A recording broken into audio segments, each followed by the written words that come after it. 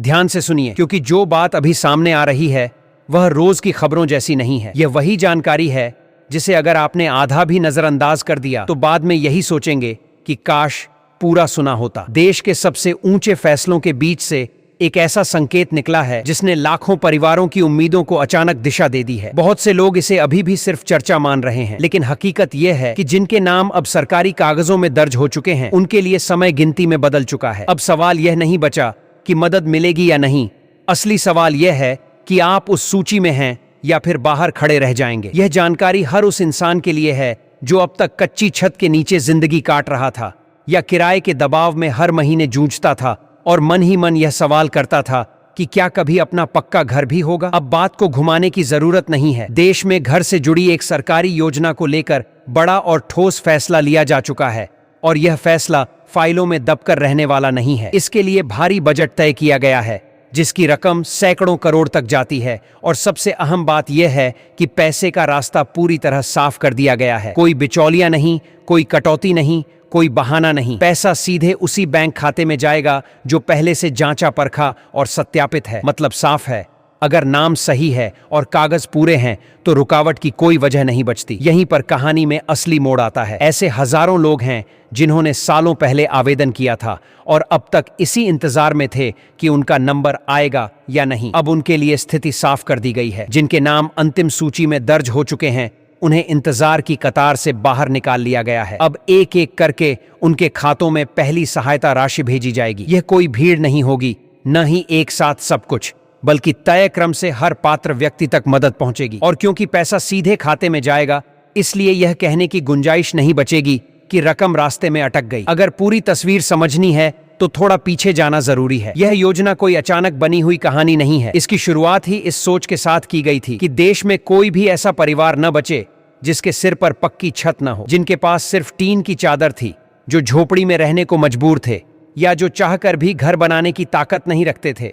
उनके लिए यह रास्ता तैयार किया गया। सालों पहले इसकी नींव रखी गई और तब से इसका मकसद एक ही रहा है, हर परिवार को अपना ठिकाना मिले। लेकिन इसके साथ एक कड़वी सच्चाई को भी स्वीकार किया गया है कि यह मदद सबके लिए नहीं हो सकती। इसीलिए इसके लिए साफ और सख्त शर्तें रखी गई हैं। लाभ पाने वाला इतना परिपक्व हो कि अपने फैसलों की जिम्मेदारी समझ सके। कोई भी सरकारी नौकरी से जुड़ा व्यक्ति इसके दायरे में नहीं आता, क्योंकि यह सहायता उन्हीं के लिए है जिन्हें सच में सहारे की जरूरत है। देश की नागरिकता अनिवार्य है और सबसे अहम शर्त यह है कि लाभार्थी के नाम पहले से कोई पक्का घर या जमीन दर्ज न हो। परिवार की स्थिति को भी ध्यान में रखा जाता है।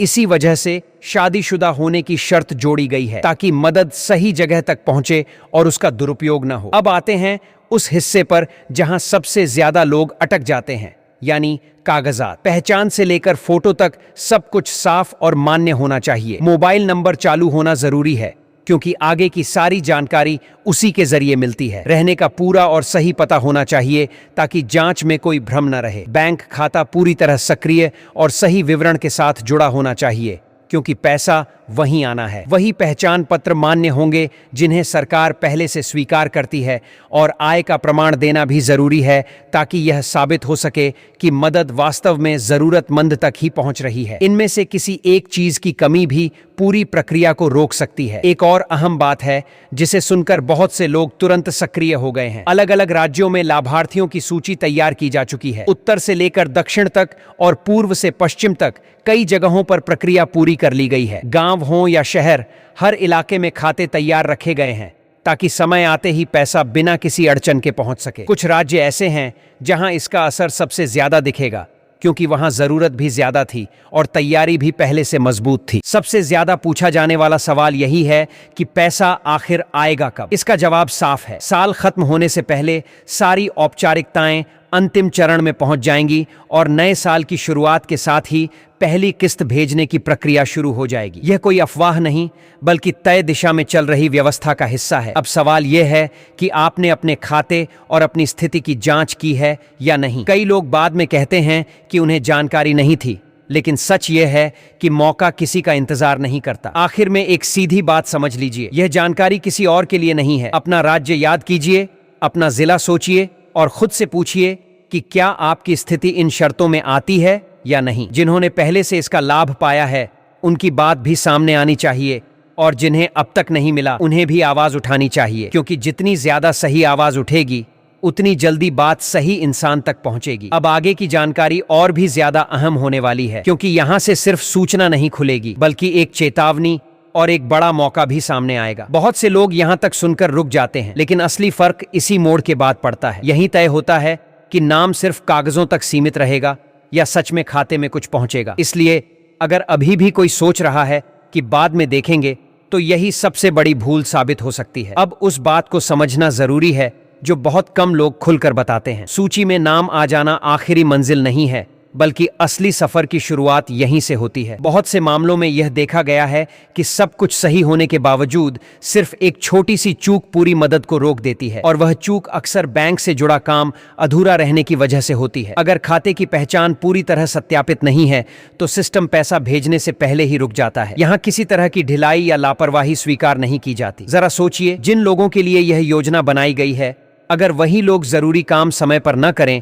तो नुकसान आखिर किसका होगा? इसलिए बैंक खाते से जुड़ा हर सत्यापन पूरा होना जरूरी है। पहचान और खाते का मिलान बिल्कुल साफ होना चाहिए। सीधी लाभ हस्तांतरण की व्यवस्था तभी काम करती है जब दोनों तरफ से कोई कमी ना हो। सरकार ने अपना रास्ता खोल दिया है, अब जिम्मेदारी आपकी है। एक और बात है जिसे बहुत कम लोग सही तरह से समझते हैं। पैसा एक साथ सभी के खाते में नहीं आएगा। यह एक चरणबद्ध प्रक्रिया है, जिसमें पहले कुछ लोगों को राशि मिलेगी, फिर धीरे धीरे बाकी लोगों तक पहुंचेगी। इसलिए अगर आपके पड़ोसी के खाते में पैसे आ गए हैं और आपके में अभी नहीं आए, तो घबराने की जरूरत नहीं है। लेकिन अगर काफी समय बीत जाए और फिर भी कोई जानकारी या राशि न दिखे, तब जांच करना जरूरी हो जाता है। यही समझदारी है। अब उन राज्यों की ओर नजर डालते हैं जहां सबसे ज्यादा हलचल देखने को मिल रही है। वहां सुबह से शाम तक यही चर्चा है कि किसका नाम आया और किसका नहीं। कुछ इलाकों में तो यह बात हर घर तक पहुंच चुकी है। वजह साफ है, वहां जरूरत भी ज्यादा है और उम्मीद भी उतनी ही गहरी। लेकिन नियम यहां भी वही है, बिना पूरे कागज और सही जानकारी के कोई आगे नहीं बढ़ सकता। अब एक सवाल फिर से, लेकिन इस बार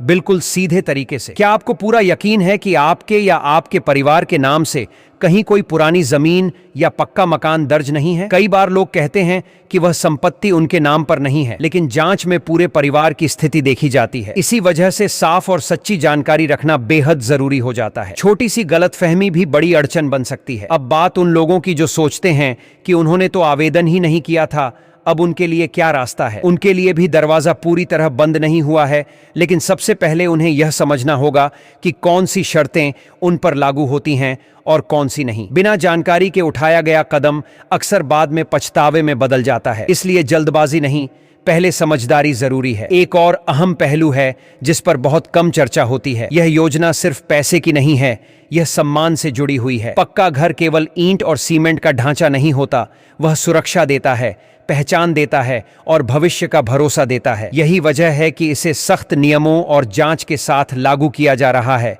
ताकि यह मदद गलत हाथों में न जाए और सच में जरूरतमंद तक ही पहुंचे। अब यहाँ एक काम की बात समझिए, अगर आप यह सब यहाँ तक सुन रहे हैं तो साफ है कि यह मामला आपके लिए मायने रखता है। इसलिए इसे सिर्फ सुनकर छोड़ मत दीजिए। अपने आसपास के लोगों से बात कीजिए, उन्हें भी बताइए कि किन बातों का ध्यान रखना जरूरी है और कहाँ गलती हो सकती है। कई बार जानकारी की कमी ही सबसे बड़ा दुश्मन बन जाती है। जैसे जैसे नया साल करीब आएगा, हलचल और तेज होती जाएगी। लोग अपने खाते जांचेंगे, मोबाइल पर संदेश तलाशेंगे और इंतजार करेंगे। लेकिन याद रखिए, जो पहले से तैयार है वही सबसे पहले आगे बढ़ता है। जो सोया रहा वही बाद में यही कहता रह जाता है कि काश समय पर ध्यान दिया होता। अब मामला उस मोड़ पर आ चुका है जहां लोग या तो सही फैसला लेते हैं या फिर हमेशा के लिए पीछे छूट जाते हैं। यहां से आगे सिर्फ खबर सुनना काफी नहीं होता, खुद को तैयार करना पड़ता है। बहुत से लोग मान लेते हैं कि नाम आ गया तो काम खत्म हो गया, जबकि असली परीक्षा इसके बाद शुरू होती है। यहाँ हर छोटी जानकारी बड़ी बन जाती है